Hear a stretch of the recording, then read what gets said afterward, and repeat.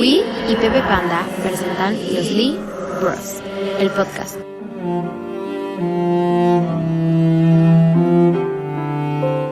Comenzamos. Hola, ¿cómo están? Buenas tardes. Aquí estamos empezando una emisión más de Los Libros, el podcast. Aquí saludándolos, su amiga Wii Sosa y su eterno y entrañable compañero y hermano de vida, Pepe Panda, para una edición más de Los Libros, maestra. ¿Cómo está? yo muy bien, muy contenta porque ya salimos un poquito más, ¿no? En este semáforo naranja, en esta luz que ni existe, pero pues ya más o menos estamos retomando algunas actividades, pero todavía con precauciones. Les mandamos un saludo a todos los de la Ciudad de México que les tembló el día de ayer. Así es. Sale el semáforo naranja y se quedan en su casa, mejor ahí salgan, nada más no corran, no empujen. Y pues el 2020 se sigue poniendo sabroso, ¿no? Ya sé. Sí, ha sido complicado todo lo que hemos estado teniendo que superar día con día, pero bueno, seguro que vamos a salir bien de esto, ya verán, y pues hay que llenarnos de pensamientos positivos porque es mejor llenarse de pensamientos positivos que de comida como empezamos a hacer los primeros días de la cuarentena. Pidos. Antes que otra cosa suceda, quiero agradecer que sí, me llegó también a mí mi manzana de Dani y de Vic. Muchas gracias. Sí sirvió el comercial y la pedrada. Muy bien, aunque no eres el maestro, pero bueno, qué bueno que te llegó tu manzana también. Pero Muchas gracias. soy el que sube el rating de este podcast. Sí, Simón. Pues bueno, entonces vamos a comenzar con el libro de esta día, mañana, tarde, noche, según en el momento en el que escriban. Recuerden que escuchar el podcast no suplanta la lectura, sino que le da como un cierto sentido, ¿no? Al final aquí estamos compartiendo experiencias de lectura, porque ahora escuché como, no, es que yo prefiero leer el libro que escuchar, y entonces, bueno, es que no les vamos a dar el resumen del libro, ni es un spoiler, ni es un rincón del vago para que de aquí saquen su resumen para ir con el maestro, sino que es una plática entre hermanos y pues yo le cuento aquí a Panda un poco de lo que viví en la experiencia de esa lectura. Si entendiste la referencia al Rincón del Vago, eres población de riesgo. Ya lo sé, pero bueno, al final ese es el punto, ¿no? No estamos haciéndole la tarea a nadie, sino simplemente una chorcha a gusto en la que podamos platicar sobre libros. Y en esta ocasión, Es como para animarlos a leerlos, no para que no spoilearlos. exacto. Y pues bueno, aquí seguimos haciendo el esfuerzo como todos los miércoles, tratando de que esta comunidad siga creciendo. Y pues a la vez que comentamos y que hacemos muchas cosas, pues también seguimos leyendo, por supuesto. Y hoy les tengo un libro que trata sobre, que se llama Recuerdos del Futuro. Ok. ¿Mm? Ahora no va a haber point. ¿Cómo? No, es que por andar haciendo las pruebas, como siempre, pues resulta que ya se me andaba cuatrapeando la diapo, como siempre, pero ya. Esa es parte de la bonita tradición de este podcast. Pero ese es el libro que tenemos para hoy. La autora, permítanme, este es el libro. Ándele. Recuerdos del futuro. Y la autora es Siri Husbeth, espero que así se pronuncie, pero... Siri como la del teléfono. Así es, Siri como la del teléfono. Es esta señora que pues nace en 1955 en Minnesota Ah, no, y todos. que estuvo padre porque me acordé, bueno, más bien, sobre la marcha, yo la verdad es que nunca había leído nada de Siri Husbeth. Ella tiene papás noruegos, Es lo que te iba a pero... preguntar porque ese apellido no es gringo. Exacto. Ella tiene papás noruegos, pero fue criada y nació en Estados Unidos, en donde fue ahí criada y todo, y estudió en Nueva York y está casada, ahora sí que pues me choca que den la referencia de una buena escritora en función de, es la esposa de no sé quién, ¿no? O sea, por ejemplo, cuando hablamos de Elena Garro, pues solo hablamos de Elena Garro, etcétera. Pero aquí con Siri Husbeth ocurrió que su esposo también es un gran escritor que yo admiro mucho y que quienes han pasado por mis aulas saben que pues siempre lo trato de incluir en los programas, etcétera, y es Paul Auster. Y este autor, del que no voy a hablar ahorita, pero pues me enteré hasta que terminé de leer el libro y hasta que empecé a indagar un poco más, pues que eran esposos, ¿no? Y tienen una hija también que es cantante, que se llama Sophie Auster. Y pues bueno, ahí estuvo como simpático porque Y tiene me gustó el un... hallazgo que fue hasta el final totalmente desvinculado de esa relación, ¿no? Y tiene otro hijo que hace bollos, que es Horno Oster. Sí, ya estaba esperando tu referencia a los electrodomésticos Oster, pero no, este es con A-U-S-T-E-R. Ah, ¿no se escribe igual? No, Ah, pero bueno, da igual porque no vamos a hablar de Paul, sino de Siri Husbeth, que es esta autora, que pues escribe esta obra bastante desafiante que se llama Recuerdos del Futuro. Siempre una de mis frases que se ha vuelto aquí media icónica en este espacio ha sido un libro chiquito, muy facilito de leer, etcétera. Y pues este no es un libro extenso, pero tampoco está tan facilito de leer. La verdad es que es de esos libros que te exigen y que pues te representan como un desafío la lectura, ¿no? Entonces, este libro tiene como muchas frases importantes, pero aquí te comparto dos porque a partir de estas dos frases se desarrolla o se puede entender un poco como la estética que plantea, ¿no? Entonces, una de las frases que dice la autora en la historia es, cada historia lleva dentro de sí múltiples historias. ok. Y otra frase importante es, la vida siempre nos está distrayendo de una historia a otra, ¿no? Me suena a eso, a ciertas cositas, pero no vamos a politizar.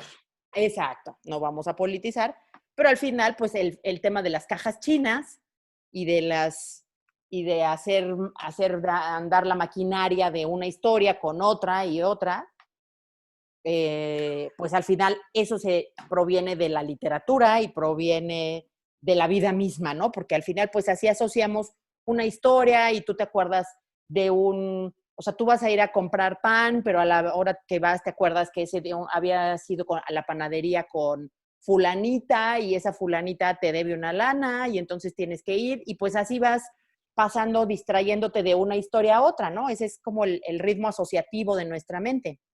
Eso nunca me ha pasado en la vida. ¿Nunca has ido a la panadería con fulanita? No, nunca me ha pasado eso de que voy así como de Heidi, de chale, ¿a qué venía?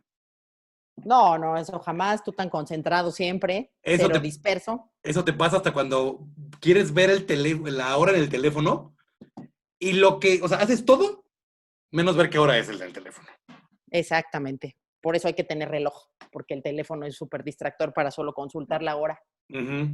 Pero bueno, ahí este es el claro ejemplo de que ya estamos en una digresión que no venía al caso en este podcast. Y así es como más o menos está planteada la historia, ¿no? O sea, la historia comienza como con una joven escritora recién graduada que decide ir a vivir a Nueva York en los años 70, en 1979 concretamente, y pues va a vivir en un departamentito muy chiquito con muy pocos recursos y resulta que vive junto a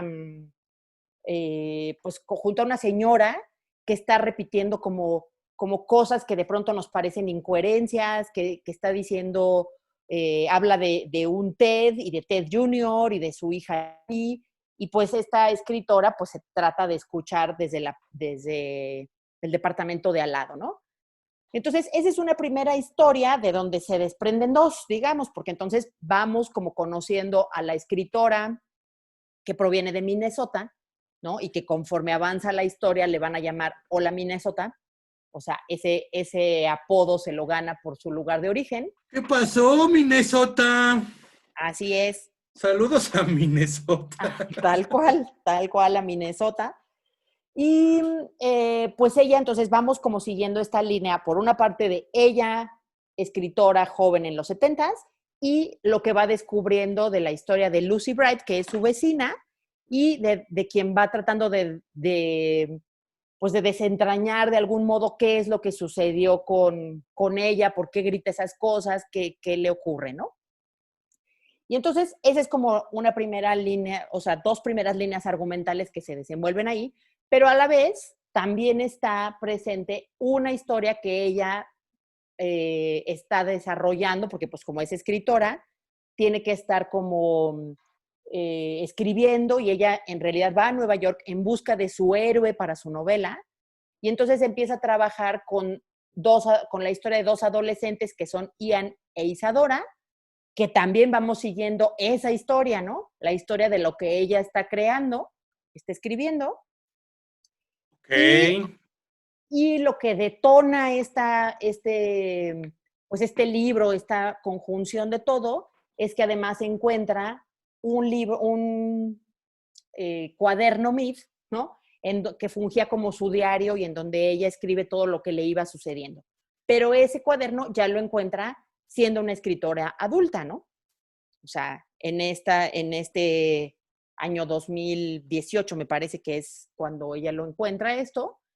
Y entonces juega con esta idea de su yo del pasado, ¿no? Su yo, pues digamos, amolado de que estaba joven y que no tenía dinero para sobrevivir en Nueva York, etcétera, y cómo empieza a conocer gente diferente, ella que venía de un pueblo muy conservador, cuenta ahí parte de su historia en la infancia y cómo ve las cosas ahora que es grande, ¿no? Ahora que ya es una escritora consagrada y que encuentra pues ese diario, ¿no? Ese cuaderno MIT que funcionaba como su diario. Entonces, pues se dispara en torno a una serie de historias en donde hay que irlas siguiendo todas, ¿no? O sea, no debes de perder, y entonces de pronto ya estabas hablando de la vida de Lucy Bright, pero después retornas a Ian e Isadora, y luego a Minnesota y sus amigos con quienes escribe.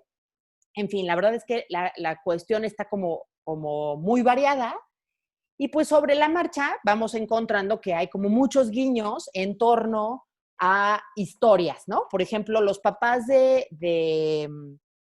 Isadora, una de las protagonistas de su historia, la mamá es especialista en John Milton y el papá en Geoffrey Chaucer, ¿no? Y entonces sabemos que esta historia de Chaucer, que es los cuentos de Canterbury, es la historia de estos peregrinos que van contando historias en esa peregrinación, y entonces es una historia hecha de muchas pequeñas historias, ¿no? Porque como que siento que le hacían falta historias al libro, ¿no? Exactamente. No, obviamente de los cuentos de Canterbury no se cuenta nada en la historia, solamente está como el guiño nada más de que el papá es especialista en Chaucer, ¿no? Ah, ok. Entonces ya sabemos que es una historia con muchas historias. Lo mismo en otro momento de la novela que habla de las 1001 noches y de cómo Sherezada iba contando una historia que se enganchaba con otra y otra y otra, y pues ya sabemos que hay ahí como pues una línea muy parecida, una admiración, digamos que a manera de estructura, pues tiene como estas similitudes con este tipo de historias. O, por ejemplo, también habla de Tristram Shandy, que es esta obra de Lawrence Stern, en donde todo está estructurado en base a digresiones, ¿no? O sea, estamos hablando de una cosa, nos desviamos a otra, así como tú y yo hablando de la panadería y de no sé qué, o cualquier plática que uno tenga contigo termina en digresiones de todo tipo también. Diversión, niña, diversión. Diversión con digresión, ¿no? Y otra de las obras que también menciona, que es que forman parte de esta estética, digamos, de todo el libro, es Las aventuras de Sherlock Holmes, ¿no? Y entonces aquí está curioso porque las iniciales SH coinciden con Sidney Husband también, ¿no? Entonces, ella de pronto se configura como una detective también, en donde coincide y en donde sus protagonistas adolescentes de esta historia que ella va escribiendo, que son Ian e Isadora, pues trabajan como si fueran la pareja de Sherlock y Watson, y los dos van haciendo como esta serie de conjeturas. Uh-huh. Ok.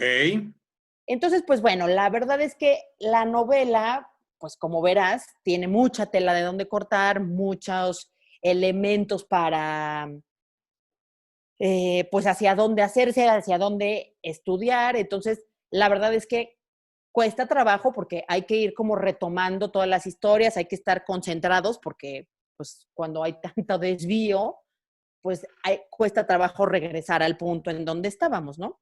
Algo que seguido pasa aquí también. Procuro hacer todo eso para que mis amables radioescuchas no se nos duerman. Pero bueno, al final, en todas estas, bueno, esa es como parte de estas cuestiones que tienen que ver como con la estética que ella plantea, de todas estas historias que se imbrican. Y pues otra parte tiene que ver con una parte muy importante, de hecho, del libro, es su postura como una feminista muy defensora, ¿no?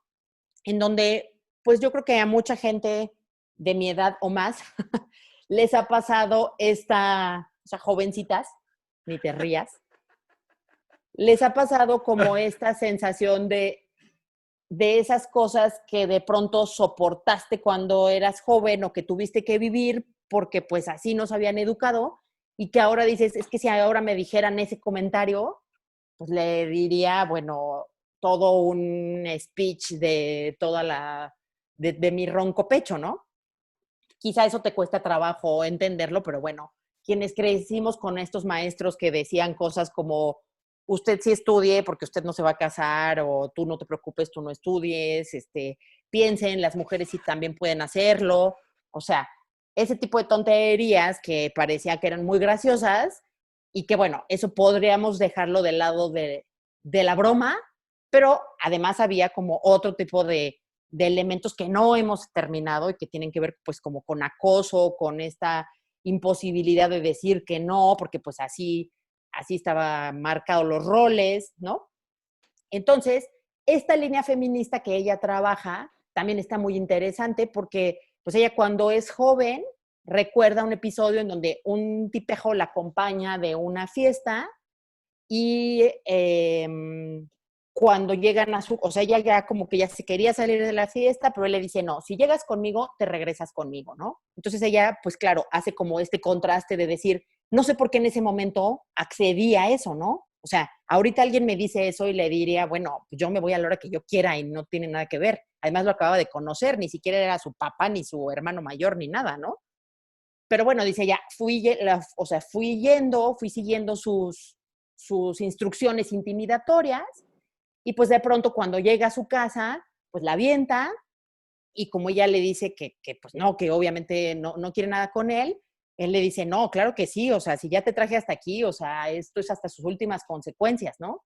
Entonces ella empieza a gritar y es cuando por fin conoce a la vecina Lucy Bright, ¿no? A la vecina a la que ha estado escuchando todo, que es quien entra a defenderla, en fin, ¿no? Y entonces, pues esa parte abre como todo un tema de reflexión en torno a estas cosas que a veces, pues como con toda esta cultura que nos dice como, pues sí, pues si ya estás ahí, ya ni modo que le digas que no, tú calladita te ves más bonita, tú déjate consentir, déjate no sé qué, dices sí, pero en realidad, dices no, pero en realidad quieres decir que sí. O sea, todas esas cosas que ella dice, claro, es que si a eso me sucediera ahorita, pues por ningún motivo lo hubiera podido permitir, ¿no? Pero en ese momento pues estaba joven e inexperta. Uh-huh. Ok. Entonces, en medio de todo este discurso feminista, ella también está obsesionada en sus búsquedas con, bueno, con varias escritoras, con varias artistas. Por ejemplo, habla por ahí de Simone Weil, que es esta pensadora francesa, en donde dice, bueno, ya lo decía Simone Weil, que la imaginación y la ficción suman más de 3/4 partes de nuestra vida real, ¿no? Porque entonces, pues, sigue también esta línea en cuanto a este pensamiento de cómo parecería que su vida, pero a la vez es también la recopilación de los textos que ha leído, de las historias que se han cruzado en su camino. Y de la metichada con los vecinos y Claro, de claro. el chal que se aventó ahí en los pasillos. Pues es que ella estaba muy sola en el frío Nueva York. Entonces, pues solo le quedaba. Y como su papá era doctor, ¿no? Su papá era doctor y entonces ella incluso utiliza un estetoscopio que su papá le había regalado para escuchar con mayor finura a la vecina de al lado, ¿no? ¡Ok! Que bueno, Ese por dato ejemplo, no lo había soltado. no, ese dato estaba esperando para el momento inesperado de soltarlo. Ok. Que bueno, ahí también la relación con su papá, o sea, dice, pues mis papás eran una pareja convencional de Minnesota, etcétera, y mi papá era el médico del pueblo, y él me decía, cuando yo le ayudaba algo, él me decía, qué bien lo haces, seguro podría ser una gran enfermera, ¿no? Y entonces dice, ¿por qué si era mi papá? ¿Por qué no me decía, puede ser una gran doctora? Ajá. ¿Mm? O Entonces, una reportera de chismes. eso también, ese podría ser otro rol al que no le vio potencial su Mm, papá. Pero Qué, bueno, ese es también qué como gacho. estos comentarios con los que se ha ido creciendo en la cultura y que pues cada vez se van superando, afortunadamente. Y entonces ella tiene otra obsesión con un personaje del movimiento Dada, ¿no? Que ubicas el urinal de Marcel Duchamp, que es una escultura que quien nos está viendo en YouTube puede apreciar. Se trata de un migitorio realmente, ¿no? Sí, es lo que estaba Que yo así de, es lo que estoy pensando que es. sí, claro, que es una escultura muy famosa. Bueno, es realmente un elemento que entró al mundo del arte dentro del movimiento dadaísta y que se le atribuye a Marcel Duchamp, ¿no? Ujú. El nombre de esta escultura es La Fuente, en donde son como todos estos elementos pues que vienen del mundo exterior como a contaminar un poco el arte, pero bueno, hay todo un fundamento del movimiento dadaísta en el que no voy a hacer la digresión en este momento, Ok. pero pues bueno, fue súper escandaloso en su momento y fue como muy llamativo y Marcel Duchamp se volvió muy famoso, entre otras obras, por esta, que se expuso en 1917 por primera vez y que aparecía con esta leyenda de R. Muth. Ajá. Y entonces, pues la protagonista de esta novela dice, yo quiero investigar la vida de una mujer que era cercana al movimiento dadaísta y que aparentemente es la verdadera autora de esta, o la verdadera creadora, porque realmente pues no es que haya sido una escultura, solamente trajeron el urinal. Sí, yo dije, siento que más bien el creador fue Ideal Estándar. Exactamente, pero quien tuvo esta idea como de esta transgresión al arte, que siempre se le ha ocurrido, que siempre se le ha atribuido a Duchamp, es realmente una mujer que se conoce como la baronesa y cuyo nombre es Elsa von Freytag. Ajá. Ok. Que era muy amiga, es esta mujer que, bueno, pues ve su look, ¿no? O sea, si uno se pone a buscar imágenes en Google, encontramos muchas imágenes de esta mujer que utilizaba cascos de jaulas de aves y una serie de elementos como muy, muy transgresores. Y de ella fue real, o sea, hay varias teorías y varias, pues, evidencias de que esta aportación al arte realmente fue de la baronesa Elsa von Freytag y que hasta que murió, Marcel Duchamp se lo apropió e hizo como, se adueñó de esa idea, digamos, ¿no? Pero es un urinal, ¿de dónde lo sacaría una baronesa? Pues ese es, No hay en los baños de mujeres. no hay en los baños, pero estaba limpio, lo compró en una tienda de materiales. Ah, bueno. Oye, ¿quién era? ¿Y R. Mood qué es? ¿O quién es? R. Vienen varias referencias en la novela, que no las voy a spoilear, pero pues se cree que puede ser como, o sea, hay como varias explicaciones, ¿no?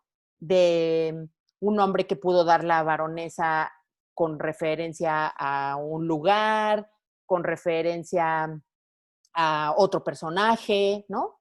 Y entonces eso no se sabe o sea, no se sabe, en la novela están ahí como las posibles líneas de investigación de dónde pudo haber provenido y eso además, esa firma, de alguna manera como que reafirma el punto de que hay muchas más señales de que lo haya construido la baronesa a Marcel Duchamp. Uh-huh. Ok, sí, la baronesa sí trae un look acá como de Lady Gaga, medio goth, medio que fue a un bazar y así de un sábado al mediodía y dijo, me Así es, pongo sí. unos tortilleros acá en las orejas, la bisutería fina acá colgando, muy Sí, no, hermoso. la baronesa sí era todo un personajazo, completamente personajazo. Pero bueno, al final era una mujer muy brillante, que de hecho por ahí aparece que en algún momento habla de que ya odia a Marcel Duchamp, de que Marcel Duchamp se aprovechó de ella. Y bueno, yo no leí el libro en inglés, lo confieso, lo leí en español, pero dice que habla de Marcel de mierda, que me imagino que debe de haber sido en la versión en inglés, debe ser Marcel Duchet, ¿no? Pues sí, sí, Y fue la traducción correcta, sí. No creo que haya pues dicho seguramente sí. poop. No, además no esperábamos que la baronesa se comportara así conforme a los estándares sociales, ¿no? No, con esa foto me queda claro que no. Entonces, pues bueno, la verdad es que el libro está concurrido de referencias culturales a más no poder, o sea, por ejemplo, también hay otro momento en donde hablan de las aventuras de Arabella, ¿no? Que es o la mujer Quijote, que es como, o sea, la mujer Quijote o las aventuras de Arabella, que es el nombre que recibe esa obra, y que también habla de cómo hay una mujer que interpreta todo. O es Entonces, el caballo de Don Gato que reacciona con las campanas. también se llama Arabella, no. Yes. Pero bueno, yo había visto las historias de Arabella, las aventuras de Arabella en esta obra de Ian McEwan, que también fue llevada al cine, que es la de Expiación, Atonement, en donde justo una niña interpreta todo al revés y se desata un desastre, ¿no? Y entonces había como un guiño ahí de que ella escribe esta de las aventuras de Arabella, y ahora me entero que pues que tiene que ver con esta forma en que hay un personaje femenino que hace su propia interpretación de las cosas y pues bueno, a partir de ahí se desenvuelve, ¿no? Entonces, pues es muy interesante el libro, muy interesante, muy exigente de leer, como te decía, eh, y tiene como este cierre en que no voy a spoilear porque ya me comprometí con ello al inicio de este episodio, pero que tiene que ver con pues este cierre de cómo ahora ella lo ve, cómo ve las cosas de adulta. Por eso hay como estos recuerdos del futuro, por eso recibe este título de recuerdos del futuro, ¿no? De cómo pues ella aspiraba a hacer algo que ahora realmente es, porque ya es una escritora consagrada, y pues recuerda cómo se visualizaba ella en el futuro y ahora lo puede de alguna manera contrastar, pues porque para ese futuro es hoy, ¿no? Y entonces todos los tiempos están mezclados, todas las historias que se cruzan unas con otras, y al final ella habla y dice, sí, porque yo me casé con Walter y tuvimos a nuestra hija no sé qué, que no son los nombres, es que no me acuerdo cómo se llama, porque la hija en la vida real se llama Sophie, pero en la novela no recuerdo cómo se llama la hija, pero entonces como que de pronto todo el tiempo crees que ha seguido a la autora como tal, pero al final pues es una narradora que se identifica con su vida, ¿no? Y entonces no podemos distinguir qué es lo cierto, qué es la novela autobiográfica, qué no es autobiográfico, en fin, una serie de elementos que se configuran ahí, pero pues que realmente es un texto bastante interesante. Entonces tienes que poner así como tu 110% de atención, porque si no, te nos pierdes. Así es. Y con estos tiempos de no tan calidad que hemos tenido en la pandemia y en el confinamiento, pues menos, ¿no? O sea, cuesta como trabajo concentrarse porque hay como mucho ruido y demás, pero es una historia, es una novela muy interesante, a quien le gusten los retos,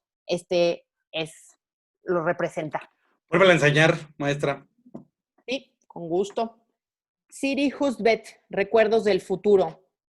Recuerden, tiene muchísima información, muchísimos datos, pues la línea feminista, la línea literaria, la línea del discurso de la memoria y del recuerdo. Pues muchos de los temas que a mí la verdad me gustan mucho, pero no tan juntos. No Sí, todos pero tan juntos y a la vez. fue como que te metieron en un Thermomix todos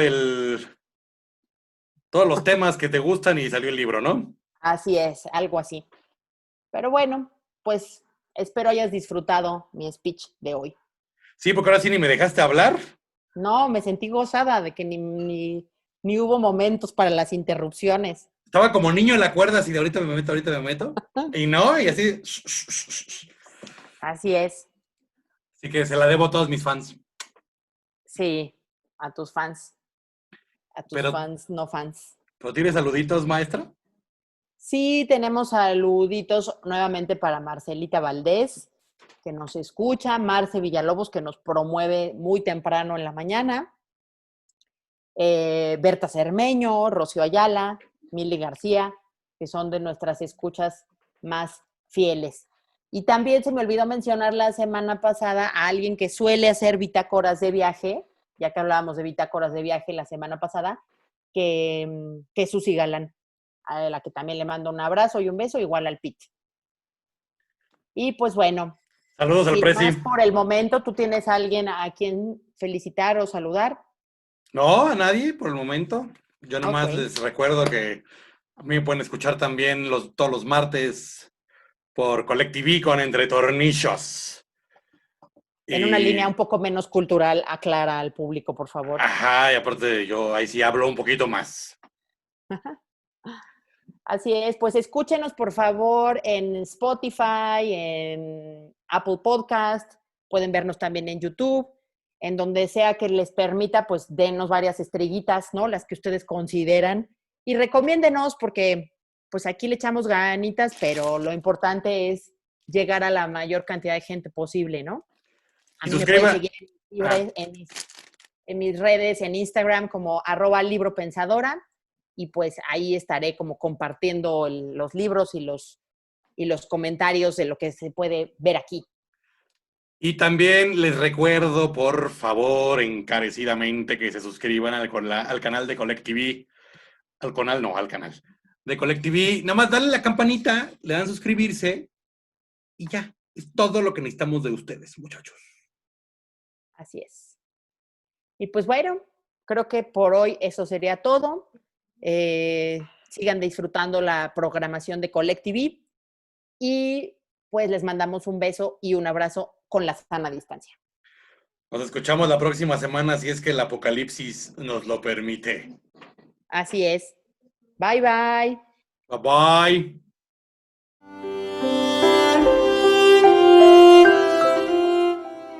Gracias por escuchar. Los esperamos en el próximo episodio de Los Lee Bros.